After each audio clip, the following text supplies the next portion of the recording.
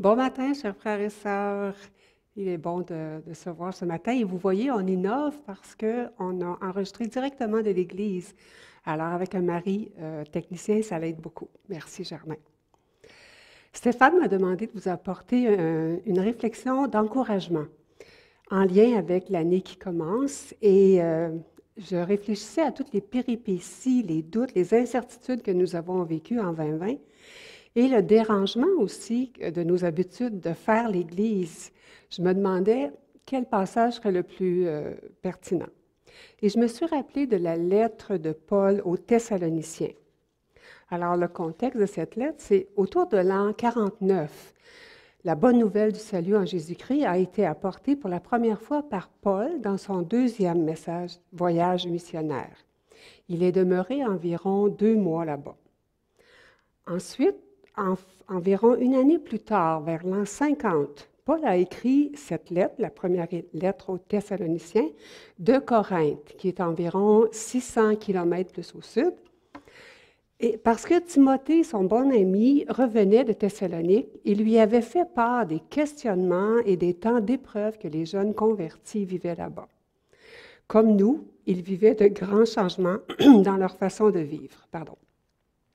C'est pour cela que Paul, par cette première lettre, voulait les encourager à tenir bon malgré les épreuves. Ils vivaient de l'opposition, de la persécution, parce qu'ils étaient majoritairement grecs, et ils étaient persécutés par des Juifs qui semblaient jaloux. Ils devaient aussi changer leurs pratiques religieuses parce qu'ils devaient rejeter leurs idoles et leurs pratiques sexuelles païennes et devaient s'attacher à la vérité. Ils faisaient face aussi à la maladie et à la souffrance. C'est pour ça que j'ai pensé en lien avec le COVID, parce que la maladie était omniprésente à l'époque néo-testamentaire. La lèpre en particulier, qui était une bactérie de la même famille que la tuberculose, on peut lire sur le web, c'était un véritable fléau qui pouvait briser les vies. Certains devaient cesser leur commerce, d'autres brûler leur maison, d'autres devaient s'isoler, tous devaient s'isoler et ils étaient complètement rejetés de la communauté à ce moment-là. Et ils faisaient forcément comme nous face à la mort. La mort était chose commune. On le voit dans les préoccupations de la lettre au chapitre 4 et 5 concernant ce qui allait arriver aux croyants déjà décédés. Ainsi, leur inquiétude était grande et ils vivaient des moments d'incertitude, comme nous au Québec et à travers le monde. Ils avaient appris que Jésus-Christ ressuscité reviendrait un jour selon ses promesses, mais leur compréhension était tordue. Certains disaient que ça ne valait plus la peine de travailler. D'autres étaient ébranlés dans leur bon sens et prétendaient que le jour du Seigneur était déjà là. Alors, pour corriger tous ces malentendus rapportés par Timothée, Paul veut les instruire sur le sort des chrétiens déjà décédés et comment ils devaient se préparer pour le retour du Seigneur. Alors voilà, et j'aimerais qu'on puisse prier maintenant pour remettre tout ça au Seigneur. Seigneur, nous voulons apprendre dans ce temps de COVID, nous voulons revenir à l'essence même de ton message. Tu nous demandes de garder confiance dans l'épreuve. Tu nous rappelles depuis toujours que tu es au contrôle de toutes choses et encore plus dans les temps difficiles. Et surtout avec ce foutu COVID, tu nous demandes dans les versets que nous allons étudier de grandir dans la foi. Ce qui veut dire pratiquement de s'encourager, de s'aider et de s'aimer les uns les autres. Alors merci Seigneur pour la simplicité de ton évangile. Amen. Alors frères et sœurs, lisons maintenant la parole de Dieu dans 1 Thessaloniciens 5, les versets 9 à 11. Je le lis dans la version sommaire. Car Dieu ne nous a pas destinés à connaître sa colère, mais à posséder le salut par notre Seigneur Jésus-Christ. Il est mort pour nous afin que, vivants ou morts, nous entrions ensemble avec lui dans la vie. C'est pourquoi encouragez-vous les uns les autres et aidez-vous mutuellement à grandir dans la foi comme vous le faites déjà. Alors, ces 3 versets, il est question d'un thème important pour Paul, soit la nécessité de la foi, l'espérance et la charité. on voit le thème de 1 Corinthiens 13. Hein. Ici, il utilise les mêmes mots, la foi, l'espérance et la charité, mais garde le focus. Il utilise d'autres mots, mais garde le focus sur le même enseignement, soit l'interaction entre la foi, la persévérance et l'amour.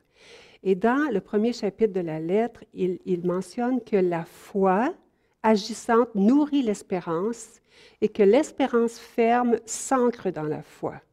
Alors, c'est intéressant de voir la relation entre les deux et que les deux ensemble, la foi et l'espérance, s'exercent dans l'amour actif.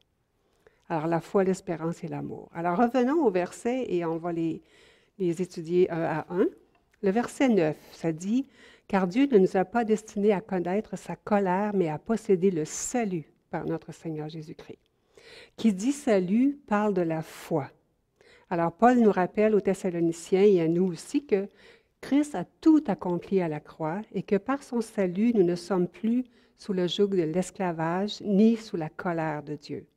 Dans Jean, nous pouvons lire à ceux qui croient par la foi, nous avons la possibilité de devenir enfants de Dieu. Et Paul mentionne que nous sommes devenus des enfants de lumière, des enfants du jour et non des ténèbres.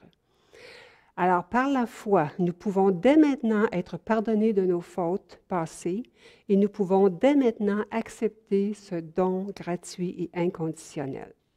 Tout ça par la foi, le verset 9. Maintenant, le verset 10.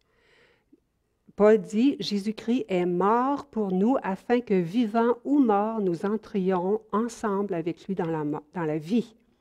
Morts ou vivants, nous entrerons tous avec lui dans la vie éternelle. » Alors, comme je disais précédemment, la foi agissante nourrit l'espérance et cette espérance s'ancre dans la foi. Alors, avec l'aide de Nicole et de Micheline, j'ai pu reconstituer une liste non exhaustive des personnes décédées depuis environ 15 ans. En 2020, il y a eu Mme Mondoux, Monique Mondoux, Gilles Lavoie, Hélène Daigle. En 19, il y a eu Joanne Dicker, Pierrette Leclerc. Et un peu avant, on se rappelle, Jacqueline Tremblay, Jean Briand, Jacques Ponton, Louise Patry, Raoul Pacheco, Sarah Gonzalez, Antonine Lepage, Albéric Blanchette. Et si on remonte à plus de 10 ans environ, il y a Simon Rodrigue qui nous a quittés, Claire Bellil, Réa Taillefer et M. et Mme Mondoux. Alors, pour toutes ces personnes disparues, nous savons que les morts, comme les vivants, ressusciteront et vivront avec Jésus-Christ pour toujours. Alors, chers frères et sœurs, attachons-nous à cette promesse. Et par la foi, approprions-nous de cette espérance qui nous permet de croire que nous allons nous retrouver et ressusciter tous ensemble avec Jésus-Christ. Et qu'est-ce que la foi et l'espérance fait quand elles travaillent à l'unisson? Elles génèrent un amour actif. Alors, le verset 11, c'est pourquoi. Alors, le mot-clé, c'est pourquoi. Donc, c'est rattaché à ce qui vient d'être dit. Encouragez-vous les uns les autres et aidez-vous mutuellement à grandir dans la foi comme vous le faites déjà. Ici, Paul mentionne que cet amour actif se manifeste par des encouragements et de l'aide que nous pouvons nous apporter réciproquement, d'où l'importance de la communion fraternelle. Paul ajoute, vous l'avez peut-être remarqué, comme vous le faites déjà. Alors, je suis certain que si Paul venait ici, il verrait la même chose à l'Église de Saint-Eustache. Et je profite de l'occasion pour dire merci au CA de l'Église et à tous les membres qui téléphonent, qui font des repas, du transport et des commissions les uns pour les autres. Merci pour votre apport humain comme ça et merci pour votre apport financier aussi. Cela reflète bien le slogan de notre Église qui est « Une communauté de croyants, ça existe ». Et une communauté de foi où il y a de la foi, de l'amour, de l'espérance. Alléluia. Il ne faut pas lâcher. Alors, maintenant, OK, j'ai l'assurance de mon salut. Je sais que malgré la COVID, la maladie et même la mort, que même après la mort, nous allons tous nous retrouver et entrer ensemble avec Jésus-Christ pour la vie éternelle. Mais maintenant, je veux vous adresser, frères et sœurs, personnellement, quand je suis aux prises avec mes craintes, avec ma souffrance physique ou psychologique, que dois-je faire?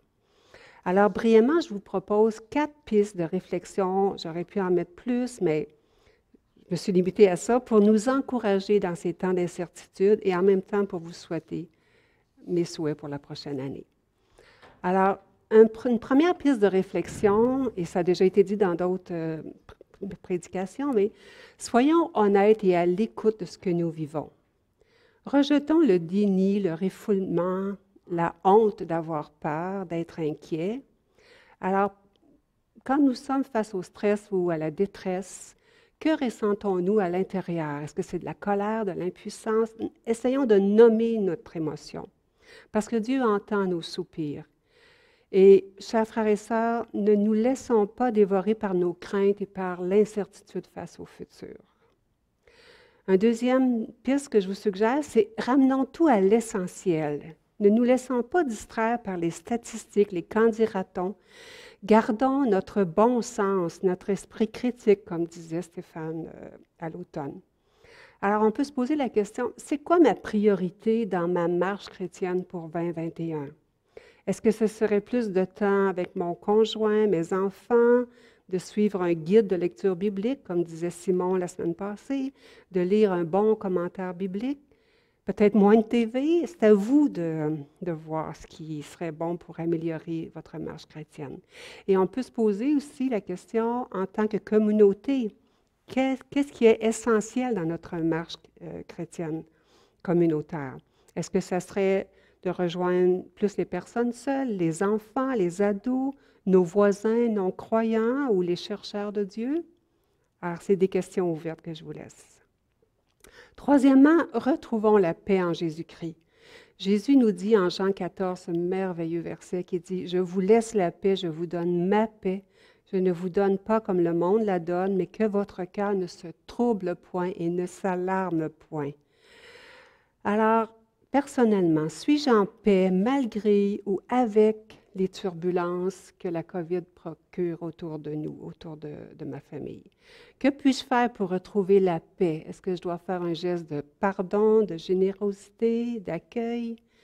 À vous de réfléchir et laissez-vous guider par l'Esprit Saint qui vous dira, qui va parler à votre cœur. Et le quatrième volet, c'est se rappeler que Dieu est au contrôle, que apprenons à lui faire confiance. Nous devons apprendre à s'abandonner comme un enfant au sein maternel. Quelle belle image! Alors, est-ce que je mets ma confiance en Dieu? Ou est-ce que dès que je dépose mes inquiétudes à la croix, je les reprends tout de suite? Alors, je résume mes 4 points, chers frères et sœurs. Soyons honnêtes à l'écoute de ce que nous vivons. Revenons à l'essentiel. Retrouvons la paix en Jésus-Christ et faisons confiance à Dieu, car il contrôle toutes choses. Mais vous allez dire, Daniel, c'est facile à dire, mais ce n'est pas autre chose à faire. Et je suis tout à fait d'accord avec vous et je vais vous partager une expérience personnelle. Ça fait plus de 20 ans que j'ai des nodules à la glande thyroïde et j'ai appris récemment, suite à une biopsie, que j'avais potentiellement des cellules papillaires. Je ne connaissais même pas le mot. Alors, j'ai été voir sur M. Google et des cellules papillaires, ça s'appelle aussi un carcinome. Et qui dit carcinome, c'est un autre beau mot technique pour dire c'est une sorte de cancer. Alors, quand j'ai appris ça, et il y aura d'autres biopsies à venir, mais c'est sûr que j'ai eu des peurs qui ont monté. Mais j'ai prié et j'ai demandé, Seigneur, revenons à ma priorité. Qu'est-ce que je veux faire pour le futur? Alors, je veux servir à l'avancement du royaume. Et cela m'a permis de retrouver ma paix et de mettre ma confiance en Dieu, parce que je sais que Dieu est au contrôle. Alors, ça ne sert à rien de s'inquiéter. Pour faire suite à ce que je viens de vous partager, je veux maintenant vous montrer à l'écran 4 courtes prières écrites par Pierre-Yves Zahin. C'est un Suisse, probablement que je prononce mal son nom. C'est un tout petit feuillet que la Ligue pour la lecture pour la Bible a fait. Le titre, c'est « La maladie, méditation biblique ». Alors, peut-être que vous n'êtes pas malade en ce moment, mais vous vivez du stress ou de la détresse. Alors, peut-être lisez à l'écran ou fermez vos yeux si vous laissez interpeller par les mots afin que cela parle à votre cœur. Alors, la première prière, c'est pour être honnête et à l'écoute de ce que je vis. Mon Dieu, il y a tant de contradictions en moi, tant de peur aussi. J'ai tellement besoin que tu me prennes par la main, que tu me rassures et me dises que je ne suis pas abandonnée, que la maladie, l'épreuve, la faiblesse n'ont pas effacé toute richesse en moi. J'ai besoin de découvrir à nouveau que j'ai de la valeur à tes yeux, que ma vie est précieuse, que ma faiblesse présente ne signifie pas que je suis devenue inutile. Je te supplie de me rejoindre dans cette épreuve et de l'illuminer de ta présence afin que ces jours de peine ne soient pas des jours perdus, mais des instants de grâce. Une deuxième prière pour revenir à l'essentiel. Mon Dieu, merci d'être là, merci de ne pas lâcher ma main, de ne pas douter de moi. Merci de ne pas m'abandonner entre les mains de la souffrance. Sans toi, je ne pourrais faire face à ce que je vis aujourd'hui. Ce serait trop difficile, trop épuisant. Tu es mon refuge, mon espérance, mon calme, ma confiance. Quand tout devient douleur et que mon corps semble ne plus pouvoir me supporter, physique ou psychologique, ta présence donne un sens à ma vie et me permet de cheminer encore vers cet espoir que tu fais briller devant mes yeux. Une troisième prière pour retrouver la paix en Jésus-Christ. Mon Dieu, c'est lorsque j'étais au plus bas, prisonnier de ma souffrance et de mes peurs, que tu m'as donné ta paix. Elle brille doucement en moi, m'assurant de ta présence, de ton soutien, de ton amour. Je ne maîtrise pas tout, je ne sais toujours pas de quoi demain sera fait. De nombreuses zones d'ombre m'environnent, mais je suis calme et serein, car je sais que tu es là, près de moi, à mes côtés. Je sais que tu veilles sur moi et que tu renouvelles à chaque instant ta paix en moi. Et la dernière prière que je vais vous proposer, s'abandonner comme un enfant au sein maternel. Mon Dieu, ton amour m'a apporté ta guérison. Ta tendresse a changé ma vie. J'ai découvert la joie de l'abandon. Je suis bien près de toi. Comme un enfant, je redécouvre la joie d'être aimé. Tu m'apprends jour après jour la confiance en mon pas. La beauté de ton regard sur moi est une source de guérison pour mon âme et la promesse d'un avenir heureux. Alors, mon souhait, c'est que vous fassiez ces paroles propres à vous. Et maintenant, c'est le temps de conclure, chers frères et sœurs. Oui, on a vu que les épreuves, que la COVID est bien présente encore pour un bon bout de temps en 2021. Mais Dieu n'a pas dit son dernier mot et nous non plus, la communauté. Alors, je vous encourage, frères et sœurs, à demeurer fermes et actifs dans notre foi, dans notre espérance et dans notre amour les uns pour les autres. C'est tout simple, mais c'est tout cela.